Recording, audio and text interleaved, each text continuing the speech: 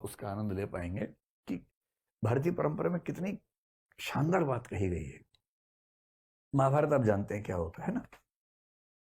तो महाभारत का युद्ध चल रहा है कुरुक्षेत्र में, और युद्ध काफी सघन बिंदु पे आ चुका है, खतरनाक बिंदु पे आ चुका है। कौरवों की सेना बहुत बड़ी है, पांडवों की सेना छोटी है। बस पांडवों के पास ये है कि कृष्ण साथ में है, और कृष्ण की जो कूटनीति है, वैसे भी लठैती काम नहीं आती है, कूटनीति बहुत बड़ी चीज है लठैती की तुलना में, उसकी वैल्यू ज्यादा होती है। कृष्ण कूटनीति के इतने पुरोधा हैं कि उनके सामने बड़े बड़े जो बलशाली लोग हैं चल नहीं पाते हैं। अब हो क्या रहा है? अच्छा, कृष्ण को शुरू से अंदाजा था कि कर्ण को संभालना आसान नहीं होने वाला है, बाकी सबको संभाल लेंगे, कर्ण नहीं संभलेगा।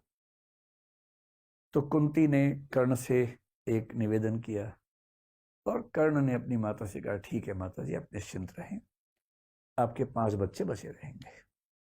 जिसमें निहित था कि मैं आपका एक बच्चा नहीं छोड़ूंगा, अर्जुन, बाकी सब छोड़ दूंगा।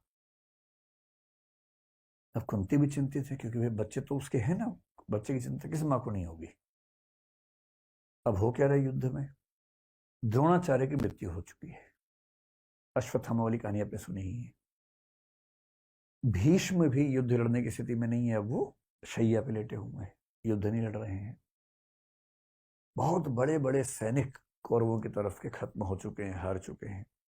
कर्ण कंट्रोल नहीं हो रहा, और पांडव उधेड़बुन में है। युद्ध के बाद शाम की मीटिंग चल रही है।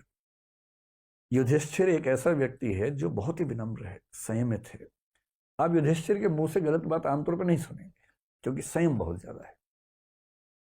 लेकिन उस दिन उस कमजोर क्षण में युधिष्ठिर भी संयम खो बैठे अपना, और अर्जुन को बोल रहे हैं कि तुम तो कहते थे कि तुम दुनिया के सबसे अच्छे धनुर्धर हो भाई, अजीब हाल है, तुम कर्ण को मार ही नहीं पा रहे। काहे की तुम्हारी धनुर्विद्या, काहे का तुम्हारा गांडीव धनुष। ये सुनते अर्जुन को आग लग गई एकदम। और अर्जुन ने एक कसम ले रखी थी, प्रण लिया हुआ था कि यदि कोई मेरे गांडीव धनुष का अपमान करेगा तो मैं उसका जीवन ले लूंगा। ये प्रण लिया हुआ था, प्रतिज्ञा थी। अब मामला फंस गया कि अपमान कर दिया बड़े भाई ने। बड़ा भाई और पिता परंपरा में एक ही माना गया है, तो पिता स्वरूप बड़े भाई ने अपमान कर दिया। अब अर्जुन परेशान है कि यार मुझे प्रतिज्ञा पूरी करने के लिए अपने भाई का वध करना पड़ेगा। कृष्ण समझ गए कि ये मामला ठीक कर रहा हूं। कृष्ण उसके पास गया, बोले चिंता मत करो यार, रास्ता है इसका। क्या रास्ता है? बोले शास्त्रों में कहा गया है कि पिता का अपमान करना और पिता की हत्या करना बराबर बात है। तो तुम युधिष्ठिर का अपमान कर दो, तुम बड़े भाई के वध के पाप से मुक्त हो जाओगे। उसने कहा ये ठीक रहेगा। तो उसने उसी सभा में वापस जाके बोला, आपने जो जुआ खेला उसकी वजह सब कुछ हो रहा है, आपने ही सारी गड़बड़ की थी। उस दिन आपने पत्नी को दांव पर लगा दिया, राज्य को दांव पर लगा दिया, आपकी वजह से वनवास हम सबको मिला, हम सबका जीना मुश्किल हुआ, ये आप जिम्मेदार हैं इसके।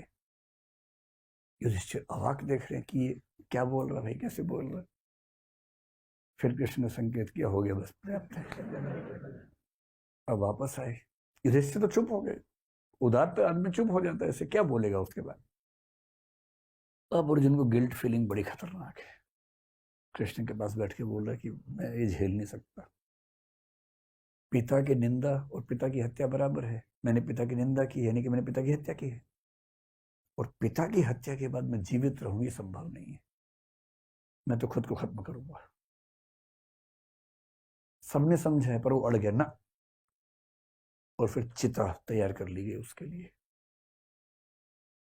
अब कृष्ण को लगा बताओ यार, एक सोल्यूशन निकाला है तो मामला दूसरा फंस गया। फिर कृष्ण ने मामला संभाला। कृष्ण तो मामला संभाल लेते हैं। कृष्ण बोले देखो, शास्त्रों में एक बात और कही गई है। तो अर्जुन तो तैयार था एकदम। तो उसने कहा क्या कहा गया है? कृष्ण ने कहा, आत्म प्रशंसा और आत्महत्या बराबर है, इसलिए अपनी तारीफ कर लो, आत्महत्या हो जाएगी।